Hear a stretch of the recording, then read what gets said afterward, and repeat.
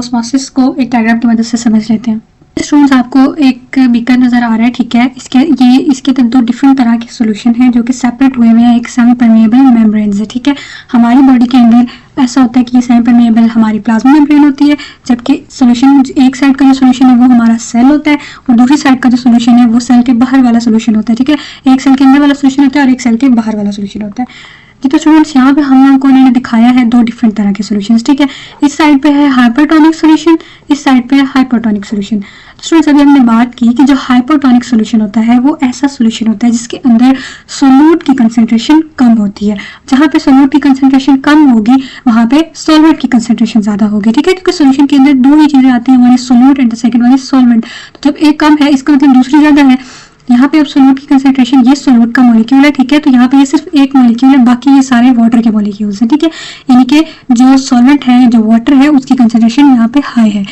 दूसरी साइड पे है हमारे पास हाइपरटोनिक सॉल्यूशन। हाइपरटोनिक सॉल्यूशन ऐसा सॉल्यूशन जिसके अंदर सोल्यूट की कंसंट्रेशन ज्यादा है, ठीक है। तो यहाँ पे सोल्यूट के 3 मॉलिक्यूल्स प्रेजेंट है, बाकी वाटर के मॉलिक्यूल्स है।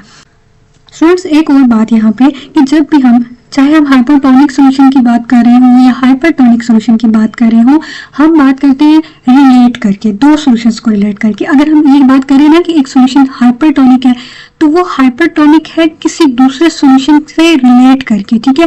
फॉर एग्जांपल, अगर मैं कहूँ कि ये एक हाइपरटोनिक सॉल्यूशन है, ठीक है स्टूडेंट्स, तो ये एक हाइपरटोनिक सॉल्यूशन का मतलब ये है कि इसके अंदर सोल्यूट की कंसंट्रेशन ज्यादा है as compared to some another solution जो उसके साथ पाया जा रहा है। तो इसके साथ ये सॉल्यूशन प्रेजेंट है, इन दोनों सॉल्यूशन को कंपेयर करके इस वाले सॉल्यूशन के अंदर सोल्यूट की कंसंट्रेशन हाई है जबकि इस वाले के अंदर सोल्यूट की कंसंट्रेशन लो है। ठीक है स्टूडेंट्स, हम चलते हैं अपनी बात की तरफ, डिफ्यूजन ऑस्मोसिस की तरफ। ऑस्मोसिस होती है हाई वाटर कंसंट्रेशन से लो वाटर कंसंट्रेशन की तरफ।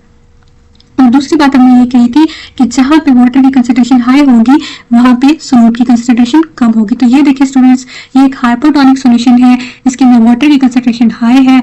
अब यही सारी सी बात है कि हाई कंसंट्रेशन वाले जहां पे वाटर का एरिया है वहां से लो कंसंट्रेशन वाले वाटर के एरिया की तरफ जो हमारा ऑस्मोसिस का प्रोसेस है वो होगा।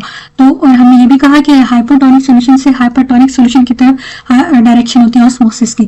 तो स्टूडेंट्स, पहली बात यही कि हाई वाटर कंसंट्रेशन से लो वाटर कंसंट्रेशन की तरफ मूवमेंट। दूसरी बात क्या कि लो सोल्यूट कंसंट्रेशन वाले एरिया से हाई सोल्यूट कंसंट्रेशन वाले एरिया की तरफ। तो स्टूडेंट्स, बात बिल्कुल सेम है, कोई इसके अंदर मुश्किल चीज नहीं है, बिल्कुल सिंपल है। हाई वाटर कंसंट्रेशन हो या लो सोल्यूट कंसंट्रेशन हो, एक ही बात है।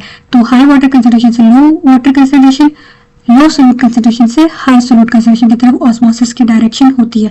तो इस बात को आपने सही से समझ के रखना है। इसको समझने का एक और तरीका ये कर लें आप कि जहाँ पे